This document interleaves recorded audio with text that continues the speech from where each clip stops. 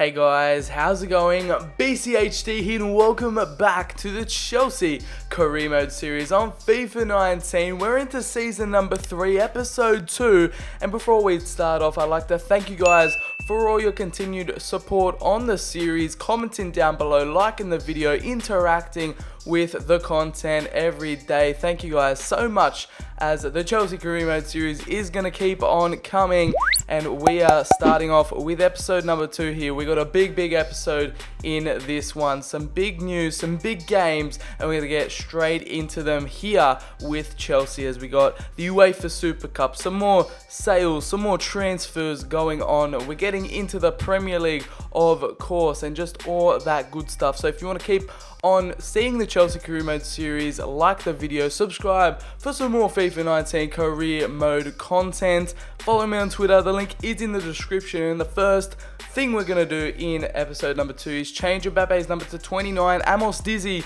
requested it in the comments below. We're going to be addressing all your comments in today's episode. So yeah, make sure you suggest some things down in the comments below. But we did that for Amos. We changed Mbappe's number to 29, his number at Monaco. I got it confused last episode. Mitchell Freeman said buy Dybala. A lot of you guys were saying to sell Hazard and Jorginho, buy Dybala.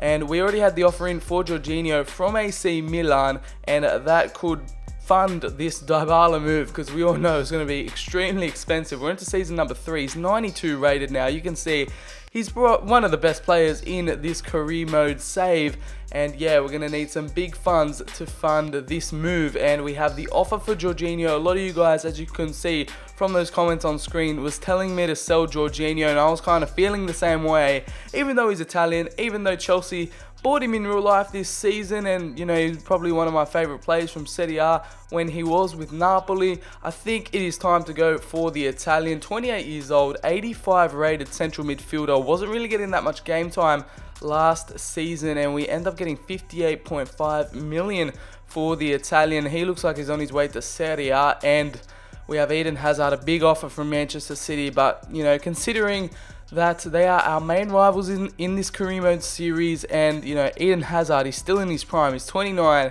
91 overall. Like I think we at least keep him until he turns 30, until the end of the season, and then we can think about selling him. But another suggestion from the comments down below was to train Ethan Impardu, to focus train him in training, and in order to get his overall up pretty much. And yet again, thanks to Luca Links for suggesting that one. But Vizu, as you can see there, goes up to an 84 rated striker. He continues to grow, while Impardu and more still get some training done there as we continue on in the episode. I just came across something funny, and I thought I'd share with you guys. Players that will boss the midfield in 2020. It's pretty much all our 3 players: Milinkovic, Savic, Kante, and Nabil Fekir. But also the last one, Paulo Dybala, a player that could potentially be coming to Chelsea this episode. So we have to wait and see what happens with that, as we get Felipe Vizu, a Brazilian striker. Real Madrid want to loan him, surprisingly, and I just wasn't a fan of that, so we rejected the loan move. But we have another big game, back-to-back UEFA Super Cup games. Last season, we made our debut in the UEFA Super Cup after winning the Europa League. This one, it's time to verse the Europa League champions Tottenham, as we won the Champions League last season, and it's Mbappe and Harry Kane on that little promo. And I gotta say, I think I've said it before, the UEFA Super Cup, you know, graphics package and all that stuff is one of my favorites. I mean, look at that preview screen. It looks like something from Back to the Future, and you guys will see, if you don't remember last season, when we took on the UEFA Super Cup, we took on Manchester United, if you don't remember. But the graphics package is absolutely insane, as you can see there from the UEFA Super Cup promo. But we're going to go into this one with our strongest starting 11. Icardi is out with a red card, so he will be in the reserves, unable to play this one. But we'll go in against Tottenham on ultimate difficulty, of course, in the UEFA Super Cup final. Champions League winners versus Europa League winners. And I know it's a bit of a trend in this series that we always verse English opposition in continental battles. So the UEFA Super Cup, we're versing Tottenham now. We versed Manchester United last year in the Champions League final. We versed Manchester City, which are our long-term rivals, of course. But it'll be good to verse some different opposition than the English teams. But we go into this one, a big game, some pre-season silverware on the line, Harry Kane, all that good stuff for Tottenham. They've still got a very strong starting 11. They're obviously going to push for the title this season with that squad, but that is the UEFA Super Cup trophy. This is the graphics package just showing the lineups. Looks absolutely stunning. And yeah, I just love it. I wish the UEFA Super Cup was played more than one time a season, but yeah, looks absolutely insane. One of my favorite graphics packages in FIFA 19, Karima. As we're going to go into this one, Tottenham have signed Kessie, Oxlade-Chamberlain, Keita Balde, a lot of signings made by Tottenham, but we're starting off with Asensio giving the ball into the box there. Tottenham try to clear their lines, unfortunately couldn't do so. Fekir moves it on to N'Golo Kante. He takes the finesse shot from outside the box, and the Frenchman gets us underway in this UEFA Super Cup final. The French connection between Fekir and Kante gets us the opener in the 13th minute. We go 1-0 up against Tottenham, and it's UEFA Super Cup goal, a first goal for N'Golo Kante, and what a beautiful touch to take it to the right of him, and the finish was absolutely emphatic. Puts it past his fellow countryman in Hugo Lloris, and yeah, Mbappe ducks under that one and comes off the post and is into the goal. 1-0 to Chelsea, and we're proving yet again that our goals can come from all over the pitch. N'Golo Kante, our centre midfield rock, in there contributing amongst the goals, but it's Christian Pulisic, the new signing for Chelsea in real life, putting a lovely ball through to Kylian Mbappe, and that was very nearly a second on the stroke of half time as well. Hugo Lloris saved that one with his legs. It actually went in between them, but the deflection nearly took it over the line. Hugo Lloris saved by his defender there. Looked like it was going on the post anyway, but it was very close to the second for us. Kylian Mbappe on the ball, gives it off to Christian Pulisic. Christian Pulisic can find the opening with this through ball, gives it through to Kylian Mbappe, and he finds the second right after half time in the second half. Starts off the second half the way we dreamed of, and Kylian Mbappe is proving that we will not regret signing him. He is an absolute beast for us up top at striker. I know a lot of you guys have been wanting me to put him at right mid and put Pulisic on the bench, but this Pulisic Mbappe connection is absolutely electric at the moment. Lloris got a hand to the shot, but it was too powerful from the Frenchman, and it ended up going in the back of the net. 2-0 to the boys in blue as we continue on. It's Marco Asensio down this left-hand side. He crosses the ball in, and it's a lovely finish from Kylian Mbappe. He gets his double in a matter of minutes, and he's just stirring the pot here with the Tottenham fans. Absolutely loving life at Chelsea at the moment. And Asensio with a lovely ball in the middle, a lovely skill turn as well, and puts us 3-0 up. It's just Mbappe went at that ball with absolute venom, struck it through the laces, and we go 3-0 up. What a finish from Kylian Mbappe. Our new number 29 has gotten off to the right foot here against Tottenham, and it's a 3-0 lead we now have as we continue on in the game, trying to search for the fourth, trying to kill off the game. It's Mbappe again. Can he get his hat-trick? Why was that even a question? Of course, Kylian Mbappe could get his hat-trick. He's a man on form at the moment with his new club Chelsea, and he's absolutely firing on all cylinders at the moment. A beautiful turn, fooling the Tottenham defense, fooling Hugo Lloris, and slotting it into the bottom right-hand corner off the post. And in Kylian Mbappe, hat-trick hero within a matter of minutes. And what a performance from the Frenchman. We go 4-0 up, and it's embarrassment for Tottenham on the European stage. Kylian Mbappe, 5 goal attempts, 3 goals. He gets the man of the match, and we end up winning the UEFA Super Cup for the second year running. We win it back-to-back, and what a trophy to win. What a trophy. Look at it. It just looks absolutely beautiful in-game in FIFA 19 career mode. Chelsea yet again have another piece of silverware to add to the cabinet, to add to our managerial cabinet as Maurizio Sarri in FIFA 19 career mode. But you guys can see here, it's Captain N'Golo Kante ready to lift the trophy for Chelsea. The Blues of London get the UEFA Super Cup back-to-back for the second year running. I'll let you guys enjoy the trophy celebrations, and I'll meet you guys back in the menus.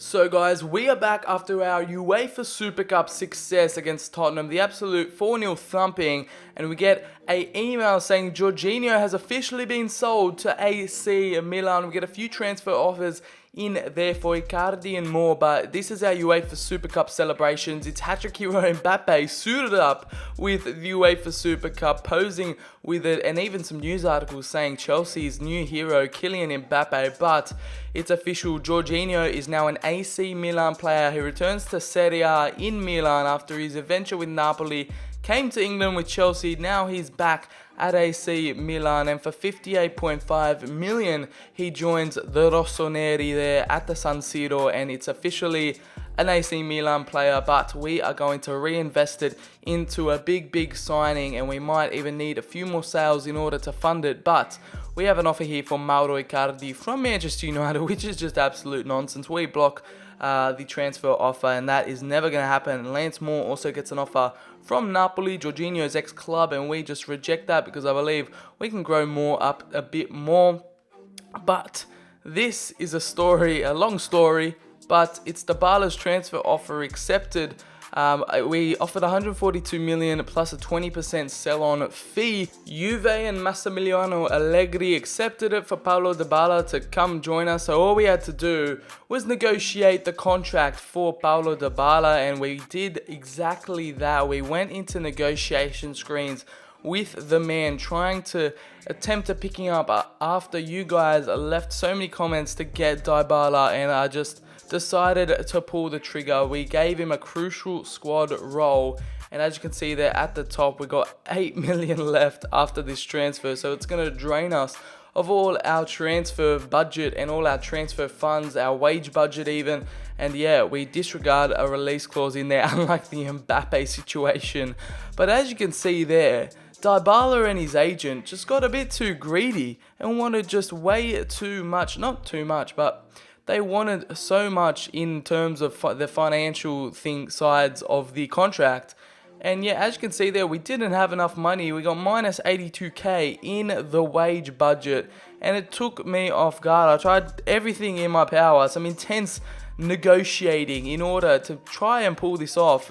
By a mere miracle, try and pull this negotiation off with Paulo Dybala, a new marquee signing. He would become the highest rated player at the club, but it just became a financial situation that we weren't ready to take on, because we were going to be left with £4 left in the transfer budget if they accepted that, and they didn't. They wanted way more than we had, and we had to end negotiations there. And I decided that we had to sell someone else in order to fund this Dybala move. It's going to drain us of all our transfer budget. But after the Dybala saga, we enter a London derby against Fulham at Craven Cottage. We end up simulating it with the second team. Icardi gets a start in there, and he gets his goal in the 15th minute to open things up for Chelsea, 1-0. And we end up finishing that game 3-1 as Icardi got a double. He replied after Fulham equalised, and Bardi finished it off 3-1 at Craven Cottage. We end up getting the 3 points against Fulham, and it's a London rival beaten there as we do some more training with Pardew and Vizu and more.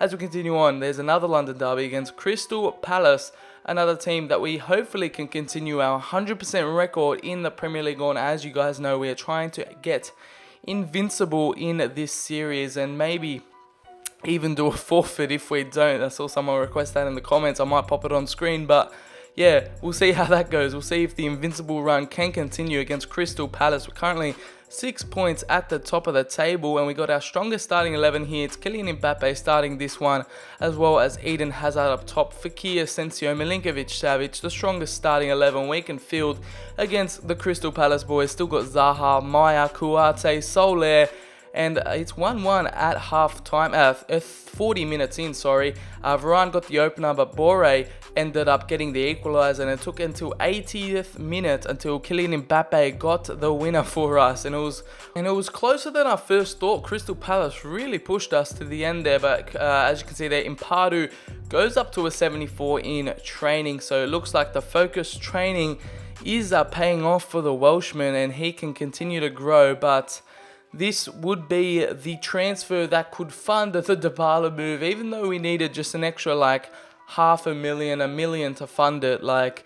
we ended up having to accept an offer. We're going to negotiate an offer for Enis Bardi, the Macedonian we picked up in January in the first season, that I thought would really take on this club, be a replacement for Ross Barkley and take Chelsea by storm, but really hasn't made a name for himself in the starting 11 and has really stagnated, putting himself in the second team, not really breaking into the first team. He's 83 rated, 25 years of age, and I thought he would be a really good star signing for us. Hasn't worked out, but hopefully he can fund this Dybala move that we're all desperately waiting and hoping to complete. And yeah, we're going to continue on, hopefully getting 39.4 million for Enis Bardi. He looks like he's on his way to Atletico Madrid in Spain, and with Diego Simeone, as we get this UEFA Champions League draw, we get pulled out of the hat. We're going to see what group we have in store for us, waiting for us in the Champions League. As we continue on, we are sitting in Group G. We are the champions, of course, and we are going to be facing Inter. Yet again, we faced them last season in the group stages. Icardi's former team. We have Ajax and Anderlecht in there as well. So we all know we hopefully will progress out of that group. It's probably going to be either us or Inter in first place, but we're going to continue on and attempt to try sign Dybala and sell Enis Bardi. But Atletico Madrid took so long to accept this Enis Bardi deal that we had to play this Manchester City game. We'll obviously have to play all the Manchester City games because they are our main rivals in this FIFA 19 Career Mode series. So we're going to have to wait until we can go after Paulo Dybala again and say goodbye to Enis Bardi, the Macedonian. But this is a big Premier League matchup against Manchester City away at the Etihad. Don't ask me why they're using the World Cup ball. I have no idea, but let me know how to fix that in the comments below, because I just realized that in this game when the referee picked up the World Cup ball. But we're going to kick things off at the Etihad here against Manchester City, and as you can see there, their lineup pretty much unchanged. They got Isco in there, Ericsson, Herrera, the Mexican, I believe he is. Yeah, we're going to go into this one hopefully trying to remain invincible, unbeaten, as Isco coming at us here with a lot of pace, strikes that one. Donnarumma makes a save there, but Manchester City coming at us in the opening 5 minutes. As we continue on in this game, we had a little run with Christian Pulisic there, and the American gets taken down by Nicolas Otamendi, the captain for Manchester City. The Argentinian took down Christian Pulisic and he gave away a penalty. It was a yellow card in the end as well.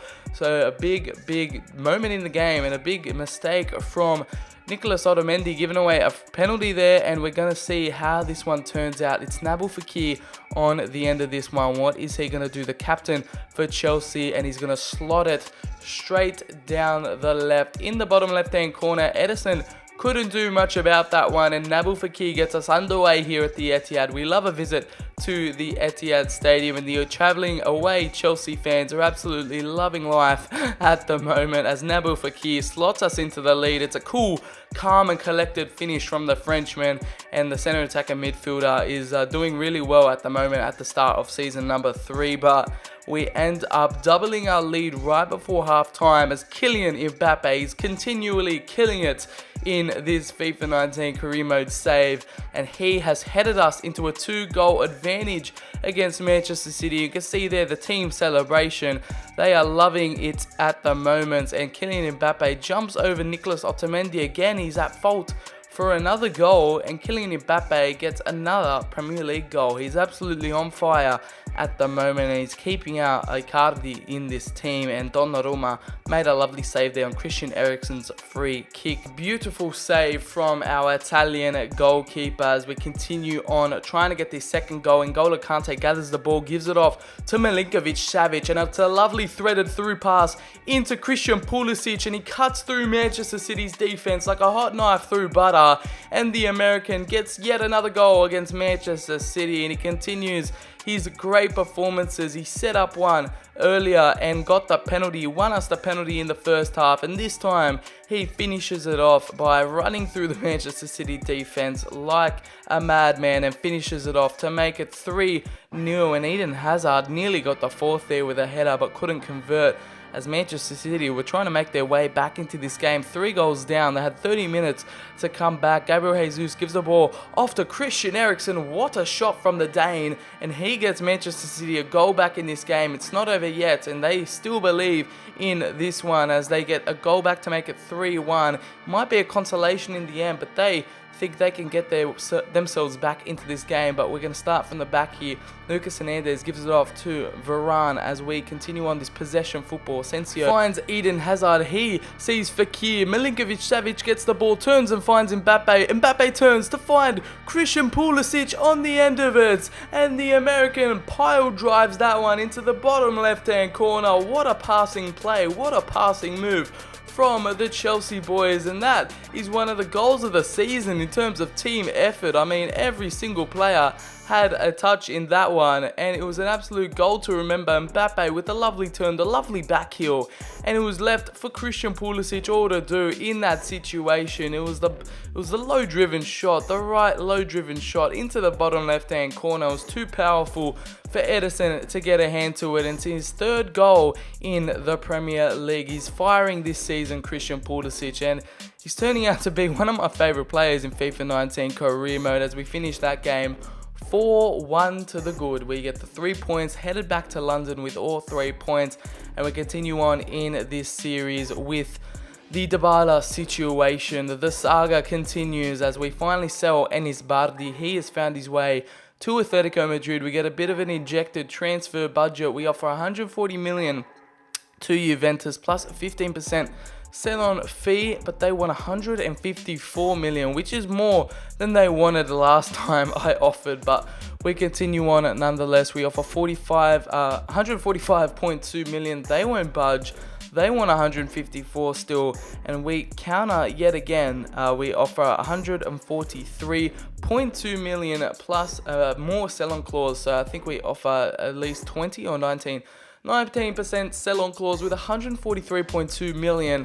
It's a lot of money. It's a lot of transfer fee here for Paulo Dybala, the Argentinian, but they go ahead and accept that. We go into contract negotiations, not for the first time, but for the second time with Paulo Dybala. This time we will have enough money to fund this move.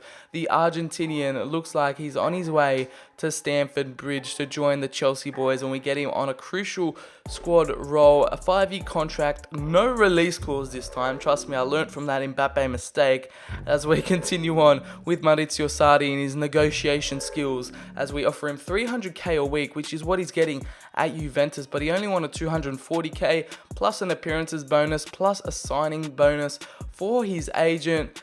And I just went ahead and accepted it. I had enough negotiating with Dybala, just wanted it over and done with, and we ended up signing the Argentinian marquee man that you guys all wanted for a record transfer fee, and he's going to become our highest rated player in this squad. 92 rated. Paulo Dybala has joined us. He's a centre attacking midfielder, can play striker, can play centre forward. He is still only 26 years of age. And yeah, it's him and Mbappe we signed in this transfer window that are over 90 overall. And there we have it. Mr. Paulo Dybala joining from Juventus for 143 million pounds. What a player, what a signing. He's one of the world's best. You can see those stats for yourself. 92 rated. The Argentinian is joining up with Maurizio Sarri to take on the Premier League, to take on Europe, and hopefully win a Champions League under Chelsea, become invincible in the Premier League as well. And we're gonna keep his number at 8. I don't know what a decent number would be for Paulo Dybala, so let me know in the comments below what we should change Paulo Dybala's number to.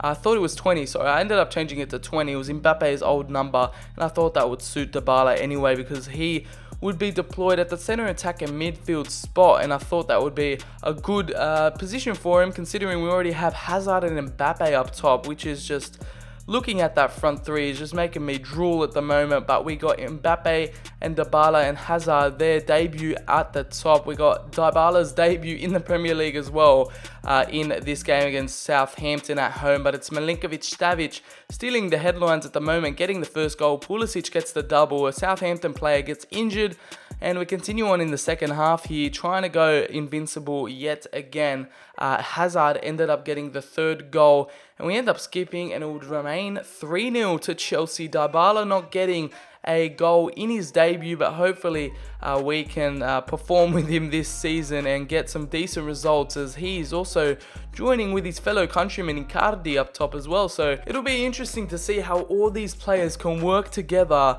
and hopefully make an invincible team to go on and hopefully win the Premier League, win the Champions League invincible, as we go into our first Champions League game against Anderlecht away from home. It's going to be Icardi's game in the second string team because he had a red card, so he's currently had a few rest games. He's going to start this one along with Mason Mount, Martial, De Jong, Arthur. Mbappe is going to make himself in there at the right wing spot as we take on the Belgians away from home in the Champions League. Obviously, this is one of the easier games we have, so decided to field the second team, and Icardi gets us underway in the 38th minute, getting the first goal right before halftime. But it's Mbappe getting the double there, getting our second goal in this one, and we end up finishing on the last 10 minutes. It's going to be a comfortable 2-0 victory for the boys away from home, our first 3 Champions League points of the season.